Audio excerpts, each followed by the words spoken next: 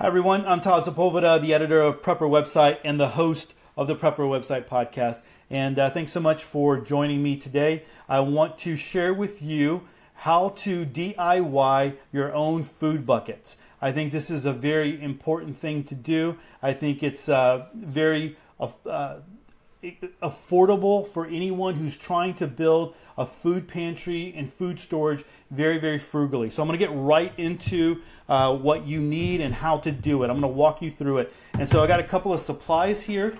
So here we are. We've got a 5-gallon bucket right here, and this is just from Home Depot. I'm going to talk a little bit about this, so just hang tight. Got a lid. I've got Mylar bags, and so you can see how big this sucker is. It is huge. It is humongous. And so I'm going to talk a little bit about that. I've got another Mylar bag. I'm going to talk about this one. It's a small 1-gallon bag. That's the 6-gallon bag. This is a small 5-gallon bag here. I'm going to talk a little bit about the O2 absorbers right here. I'm going to talk about the 5-gallon bucket pail opener right here. And then the other thing that you need is you need a mallet to be able to close your buckets off. So let's go ahead and get started. Let's talk about our bucket first. I get the buckets at Home Depot, as you can tell. They're very cheap buckets, and you know, a lot of people use whatever they can find. Here's a couple of different things. I was reading, someone was talking about that Home Depot buckets are not food grade, and completely understand that. But here's the deal. You're not going to store the food in the bucket. So you're not necessarily, you don't care so much about the plastic, right? Although a lot of people store food directly in these, but we're not necessarily going to do that. The bucket itself is more of a place where you can hold the Mylar bag full of food. And that's very, very important because the Mylar bags are pretty thin. And so if a critter gets into it, rats or whatever, or let's say you're moving it, and you don't necessarily, like I said, you don't necessarily have to have a bucket. But if you have the Mylar bag and you're moving it, or someone, you have it in a closet, whatever, and they brush up against it, and it's not just really a brush up, but let's just say something pokes it or whatever, it will go ahead and it will open up the Mylar bag, and you won't be able to use it, or you'll have to transfer everything right away. And a lot of the times you don't notice it. And so the reason why we have the buckets is because it holds the Mylar bag and it keeps it safe. The other thing that you need to know about the buckets is just to keep it nice and tight is you want to make sure you get a good lid with a good seal here. And so there's been times where you go to Home Depot and you look in and the seal's not there. It's very rare, but that has happened. But you do want that seal. That seal is important to make a very, very tight seal here on the lid, right? So, or on the bucket. All right. So the first thing that you're going to do is you're going to get your Mylar bags and you're going to put them inside of your bucket. Now, this is going to be kind of funny here because I'm trying to be in the camera at the same time. And this is a new Mylar bag, and so it's real loud.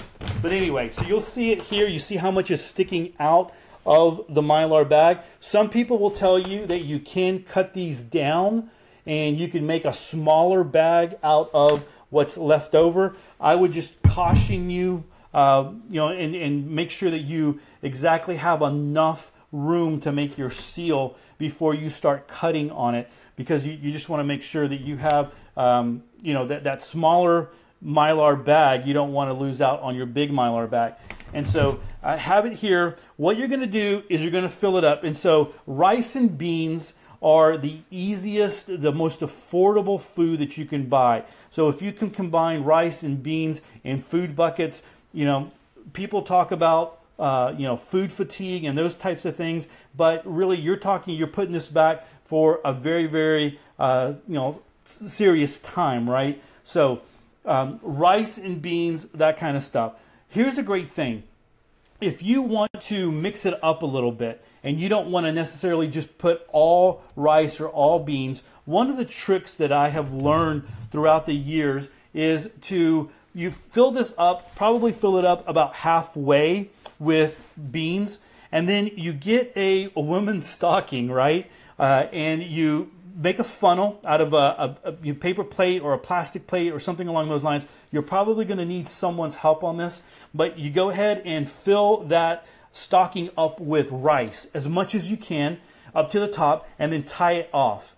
And then you take that stocking and put it inside the bag where you've already put your half a bucket of, or half a bag of beans. So you put that rice in there, and then you fill up the rest with beans. And so you fill it up as much as you can. You got to give yourself a little bit of head space here, but you do it that way.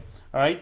The next thing that you do is you're going to put in your oxygen absorber. So a 5-gallon bucket is going to take 1,000 cc oxygen absorber. And when you get the oxygen absorbers, they come in these vacuum sealed packages.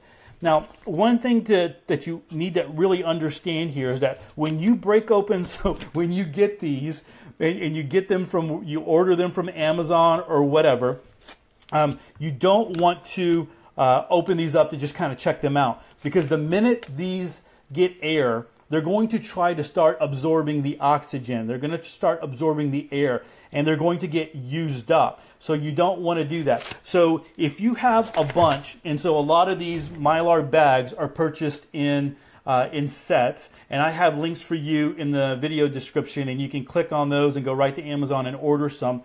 But if they usually come with the oxygen absorbers and the Mylar bags in sets. And so you want to get all of your food in your buckets all at one time. And then you want to be ready to go, because that next step after you have all your food in there and you get ready to do the oxygen absorbers, you want to be able to move very, very quickly. So after you have all your buckets full of rice and beans, or there's a bunch of other things that you can put in there, but I believe that rice and beans, that's a very, very hearty meal. Yes, you need water, but I believe that that's the way that you should go. Anyway, at least when you're making your buckets starting out, and you're trying to have a decent supply, a food supply. So anyway, once you're ready to go, you're going to cut this open, and you're going to drop one O2 absorber in each bucket. And again, the 5-gallon buckets, 5-gallon bags are going to take 1,000 cc's. Again, they come in kits. If you have any left over for whatever reason, you can put them in a mason jar. Drop them in a mason jar, put the lid on there, and tighten it down. What it's going to do is going to absorb the oxygen in there, and it'll hold for a while. Now, I don't know if it'll hold for indefinitely. As soon as, if that lid ever pops and air is able to seep in there, it'll try to absorb it, and you might lose them. But just FYI on that, you've got to move pretty quickly. So once you have your food in there and you have your O2 absorbers in there, you're going to go ahead and flatten this out as much as possible. Now, they sell irons that you can buy that are specifically for food storage buckets. I never use that. I don't believe you have to do that. If you want to, you can. If you got the money to spend, you can. I use just an old iron that we don't use anymore. Like, it doesn't create the steam or whatever. But instead of throwing it away, I was like, hey, I can use this later on in the future. And so I get a 2x4. And I put it right across the bucket, fold it over, and what I do is I will iron over it, and you don't have to do it really hard or very long. You just kind of need to feel it, but you will do it, and you do about 3/4 of it, right? You set your iron to the side, and basically what you have left is you've sealed off this part of the bag, but you've left this part here, like this corner. Now, what some people do here is you can just start pushing out the air, just holding it down and pushing it out, because you want to get out as much air as you can. Other people, if you had like a really strong or hard rubber straw or something along those, a piece of tubing, you can put it in here, and you can try to, and you would seal it up as close as you could to that, and push all the air out then, and it's kind of like a straw, and then you would kind of just, then you would do a diagonal here with the iron and then seal it off that way. All right. You can trim off any top if you want to at that point if it's sealed. Now, some people, and one other thing on the tube thing, another thing you can do that I've seen people do is use a vacuum hose, and you can vacuum out all the air and try to bring it all out. But I never did. You don't have to. So once you do that, of course, you're going to move to all of your buckets. You want to make sure you get to all of your buckets and you seal all of your buckets up very, very quickly. Now, some people will go straight to sealing them with the lids. I wouldn't recommend that, because what you want to see is you want to make sure that, number one, the seal doesn't fail. Now, being over the 2x4, it's a pretty thick seal that you have there. It's not a very thin one, and so you just want to make sure that it doesn't the seal doesn't fail, and also that the O2 absorber starts to work, because what will wind up happening is the O2 absorber will work and it will suck all the air out, and it will be just a really thick package, or a really tight package. So again, one reason why you have the bucket, and you do this inside of the bucket, because you wouldn't be able to put the Mylar bag inside of the bucket after you get to that point where all the air is out and it's really tight. Okay, so let me talk a little bit about these. Some people choose to do the 1 gallon bags, and so if you are, maybe it's just you, or maybe it's just you and a spouse, and you're not really going to have a lot of people come over when the poop hits the fan or whatever, then you can use these, and that way you're not going through, you're not opening up a big 5-gallon, you have a bunch of 5-gallon buckets open. So definitely you can use these. These use a 300 cc oxygen absorber for these, and the same principle applies. So you seal them up and everything applies. These will probably you won't have to suck out most of the air anyway, because they're so small. Now, if you are going to do this and then you're going to put them in a bag or in a bucket like this, you got to understand that you're going to lose space, because these things will pop out and there's just going to be some space that you miss out on. So you might be able to get 3 1-gallon bags in here, maybe possibly 4 if they're not completely full, like you want to keep them full. So you lose a gallon, right? Or possibly 2 gallons. So if you have a family, definitely I would always go with the bigger the bigger Mylar bags, and just do the 5-gallon bucket thing, and you can use this for something else, or whatever, you just have that. So that's just my recommendation, because you're going to lose, you're not going to be able to use all the space in the buckets when you do that.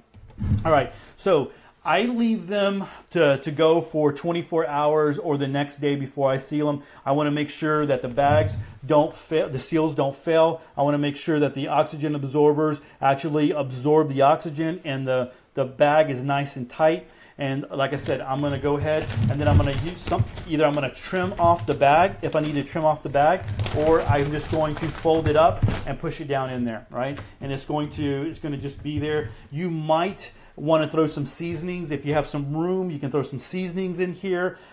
If you want to have some cooking directions, maybe you're afraid that the person who opens this up is not going to have know how to cook rice and beans. Maybe you want to throw some recipes on some note cards. You can throw that in there and go ahead and seal it off on the next day. And so you're grabbing your lid, and then you're using your mallet just to knock it down to make sure you have a good seal all the way through.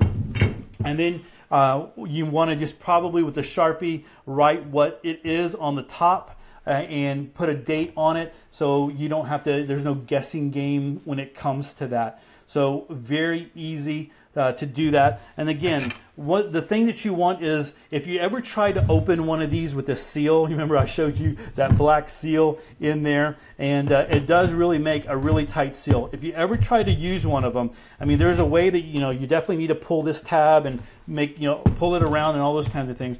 But you'll kill your hands or your fingers. If you use a screwdriver, you can do that and you'll ruin the bucket. But if you get one of these, it's very easy to get in here and you just pop it, right? And so these are called, paint pail lifters, but they're used for 5-gallon food buckets as well. And so these are very, very affordable. They're only $5. And so, like I said, I have in the video description all the links where you can go get Mylar bags and oxygen absorbers and the lid lifter and all that kind of stuff. One of the other things that I have for you in the video description is a free PDF. It's a free PDF to survival recipes. Now, I didn't write all the recipes down. What I did was I gathered all these great websites, and some of these are free downloads, and I just listed them all on one PDF. And so if you want that, I mean, I'm telling you, it's a whopper of a PDF. You have one of them is a free download. There's over 500 recipes, the camping recipes. I mean, it has a content, so a table of contents where you can kind of search it out. There is another free download in there. There are some great links to some great articles, and then there is another link to a big website that has a lot of other information and downloads that you can download. So if you are interested in getting that free PDF, just go ahead and click on the link that says survival recipes and you'll get that. Also in the description, there is a link to the Uber guide to food storage buckets, DIY food storage buckets. And because back in the day when I started, there wasn't so much information out there. And so I put together this big guide. And so if you want a step-by-step guide, you can go to that article and you can read all that great information. And I have tons of resources there for you other than just the step-by-step of how to do it. And then the last thing is there is another video on easy food storage solutions that you can click on and go check out. I think that's the easiest way, the most frugal way to build your food supply. But this is the second, and I believe this is the one that you should do right after that. If you're thinking about long-term food storage, you definitely need to make DIY food buckets. And so guys, I hope you enjoyed this video. I hope you like and share it out. And if you have any questions or comments, I'd love to see that down below. Thanks so much for watching. God bless.